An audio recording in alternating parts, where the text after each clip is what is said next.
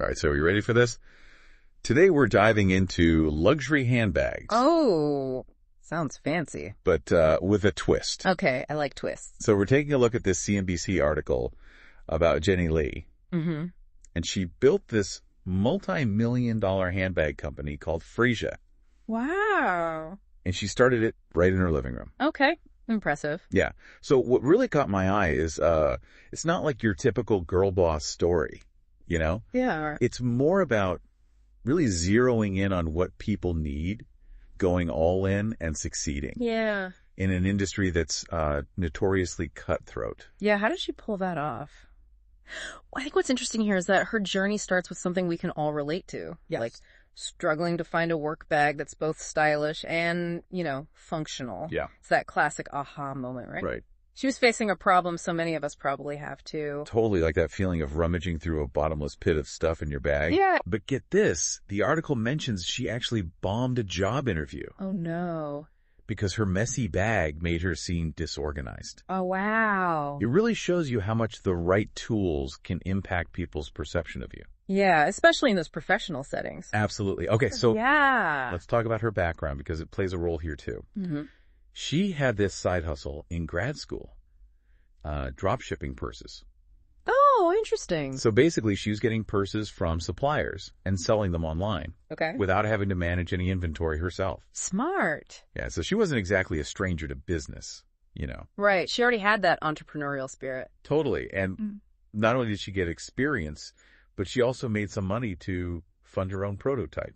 Ah, so she had that initial capital. Yeah, so we've got the idea to drive even some startup cash. Checks all the boxes. You'd think that's a recipe for instant success, right? Yeah, seems like it. Not quite. Oh. Her first batch of 300 bags. Oh. Total flop. Took her a whole year to sell them. Wow. Can you imagine all your savings just sitting there in boxes in your living room? Unsold. That would be so stressful. I can only imagine the self-doubt creeping in. Yeah, most people would just give up at that point. Right. But not Jenny Lee. What did she do differently? How did she turn things around? Yeah, what was her secret? Well, she basically doubled down. Okay. Ordered more inventory and really dove headfirst into social media marketing. So she didn't just sit back and wait? Nope. This is where her strategic thinking really shines through. Okay, I'm intrigued. Instead of trying to sell to anyone who might buy a handbag, she really honed in on a specific group. Got it.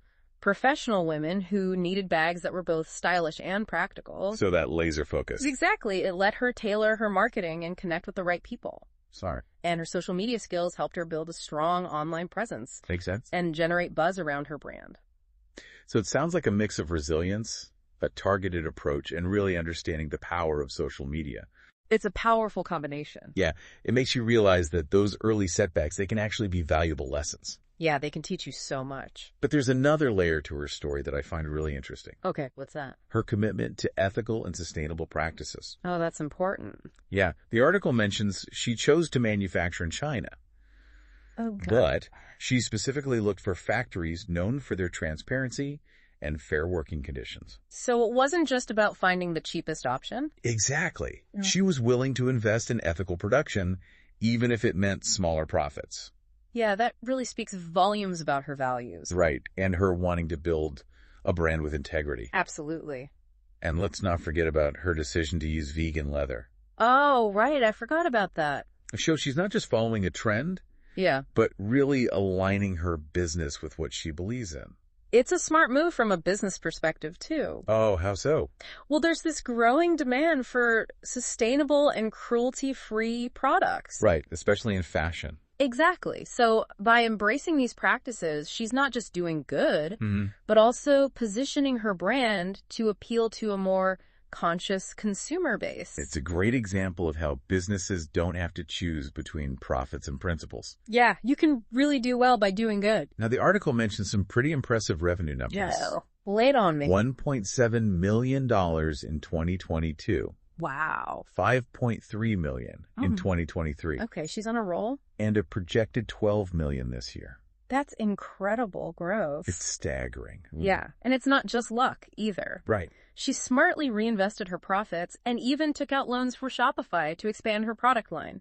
Makes sense. She didn't settle for just 1 or 2 bag designs.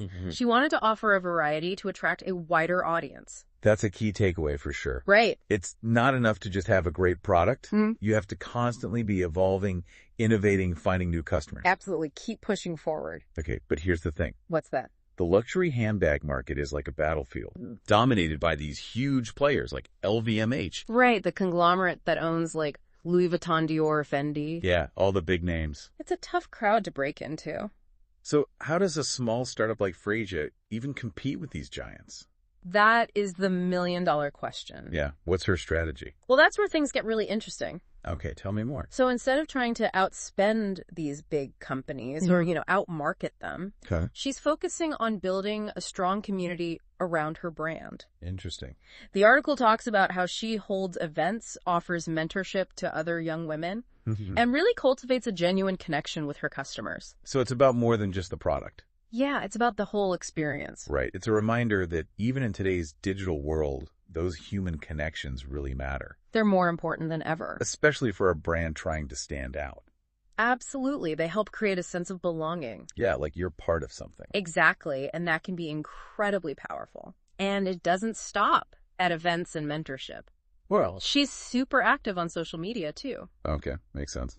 Engaging with her followers, replying to comments, even giving behind-the-scenes peeks at her design process. Oh, so she's really pulling back the curtain and letting people into the world of Frisia. Exactly. That kind of transparency can really make a difference. Especially compared to those big luxury brands. Yeah, they often feel so distant and impersonal. Right. It's almost like they're trying to be too exclusive. But what's fascinating is that her approach is actually grounded in some basic business principles. Oh, really? How so? Remember how her first 300 bags were a total flop? Yeah, that was rough. That experience was a huge lesson for her. What did she learn? The importance of listening to her customers, understanding their needs. Right. And constantly adapting based on their feedback. So it wasn't just about pushing a product. Nope. It was about building a relationship with her target audience. So that connection with her customers became her secret weapon. Precisely. And by nurturing that relationship, she's creating a community of loyal customers. Who feel connected to the brand on a deeper level. Exactly. It's not just about buying a handbag anymore. Right. It's about supporting a brand that reflects their values. And their aspirations. And that sense of shared values. That's powerful. Incredibly powerful. It drives long-term success. Something those bigger brands often struggle with. They might have the history and the name recognition. Yeah, the legacy. But they often miss that personal touch. That Jenny Lee has nailed. Right. She's really approachable. It's interesting to see how she's changing what luxury even means. How so? It's not just about being exclusive and expensive anymore. It's more than that. It's about transparency, ethical practices, and real connections with customers. That's a great point. Makes you wonder. About what? Are these the new standards of luxury?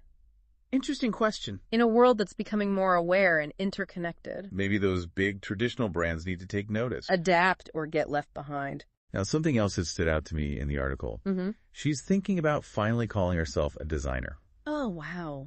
Which is a title she hesitated to use before. Why do you think that is? I think it shows how much more confident she's become. Yeah, she's earned her place in the industry. She started with a simple problem and a desire to solve it. And now look at her. Leading a multi-million-dollar company and challenging the big players. It's pretty inspiring. It really is.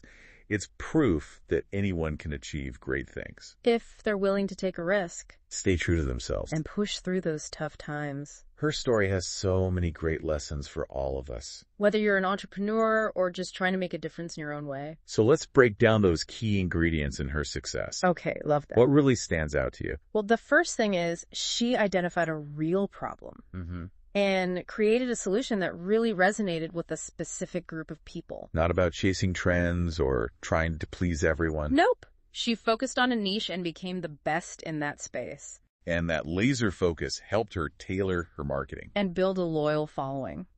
It's a good reminder that you don't need to appeal to everyone to be successful. Sometimes it's about connecting with a smaller but super engaged audience. Exactly. And her story also shows the importance of taking calculated risks. Starting a business always involves some risk. You can't avoid it. But she didn't let fear stop her. Right. She weighed the risks and rewards. And made informed decisions. And when those first 300 bags didn't sell. Yeah, that was a big setback. She didn't give up. She adapted and doubled down on her efforts. That resilience is crucial for any entrepreneur. Absolutely. And her commitment to ethical and sustainable practices. That's something I really admire about her. It's a powerful reminder that businesses can be profitable and purpose-driven. You don't have to choose one or the other.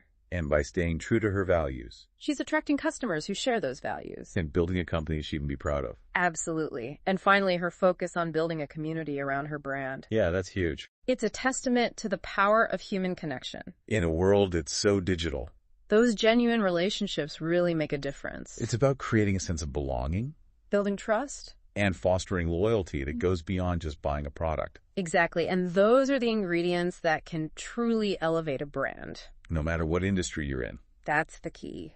Makes you think right. Yeah. Jenny Lay building this amazing brand, proving that success in luxury isn't just about flashy names and big budgets. Right. It's about something more. It's about connecting with people in a genuine way. Absolutely. It's a refreshing perspective. It really is. It makes you wonder, what about you? What do you mean?